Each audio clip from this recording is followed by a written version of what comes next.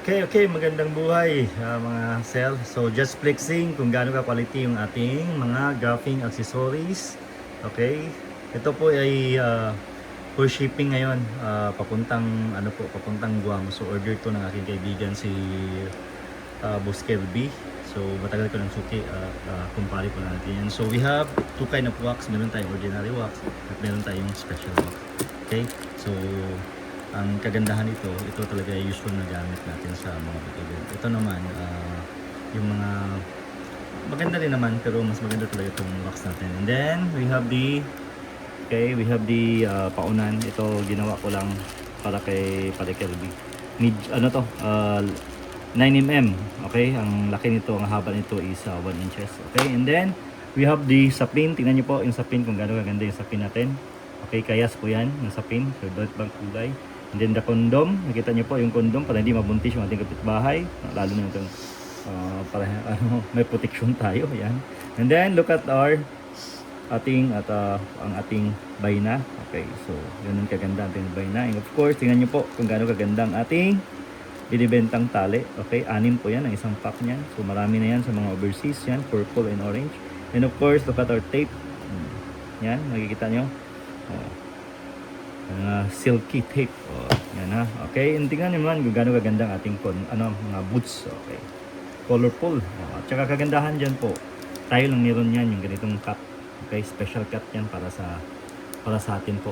Okay, pinagaya ko po talaga yung cutting ng mga ginagamit ni manari ni Boss Jerry Ramos, si Emerson, si Kulot. Ayan, gaano kaganda yan po. Lalo na si Pink, kita, pink yan ha, hindi yan orange, pink.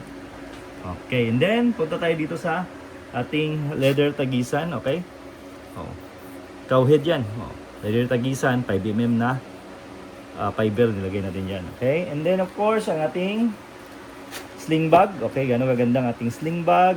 Yan, sling bag lang yan boy, ha, mga boss. Gano'ng kaganda yan. Okay, quality sling bag yan po. Hindi tinitipid. Ganun kaganda yan. May bulsa sa likod. Maganda yung lock niya. Hindi maliliit na lock. Okay, and then ang gamit nating tela dito, kung makikita nyo po, cordura. Okay, ito, meron siyang patches. Pwede idikit. Ito, meron siyang design kung may gusto kang ilagay na susi. Okay, and then tingnan nyo po yung ating tawag dito. Ano tawag dito, Che? Ha? Zipper, sa zipper, hindi tinipid na zipper, malalaking zipper yan, okay? Then, buksan natin. Okay, naka-rebates po yan, malalaking rebates, okay? Yan, okay, tingnan nyo po, yung tali na 2 dosena papunta kay Boss Kirby. Yan, Boss Kirby, ito na, ang pinakahihintay mo, putik, gano'ng kaganda yan, boy. Riblo lang, dahil gagamitin po niya ito sa darating na laban, dyan po sa Guam. Ayan. Ayan, di ba? Gano'ng kaganda yan. Boss Kirby naman. Powell. Naku, ang ganda. Boss Kirby, Riblo lang po ang garo kasi gamitin na para umabot. Ayan. Ganun kaganda ang mga tali para kay Boss Kirby. Okay. So, pagkaganda. 2 dosena po ito ha. Mga sir, tingnan nyo po. Itong box natin, tingnan nyo po kung gano'ng kalaki. Di ba? Matatag. Diba? Malalaki. Yan ha. Sampulan ko kayo ha. Hindi ko kayo pasikatan. Ito lang yung tipo ng box, mga sir. Okay? Ibalik ko to. Pakita ko sa inyo yan. Ganun kaganda. Yung box na hindi tinipid. Yan ha. Hindi tinipid ha. Yan o. Isarap ko. Pak. Tingnan mo. Nilak. Tingnan nyo po. No cameratrix yan. Simento, di ba? Yan yan, tingnan mo. Pulutin natin. Nahulog ang ating box. Tingnan nyo. Kung may pinagbago. Di ba? Madumi lang, konti. Pero tingnan mo laman. Bang. Same. Buo pa rin. Ganun kalupit. Basta hindi tinipid. Okay, at tingnan mo yung frame. Ito, tawag dito fiber, 4mm yan. Matatag. Gusto nyo pa ba ihulog ulit? Huwag na. Baka sabihin nila, matatag.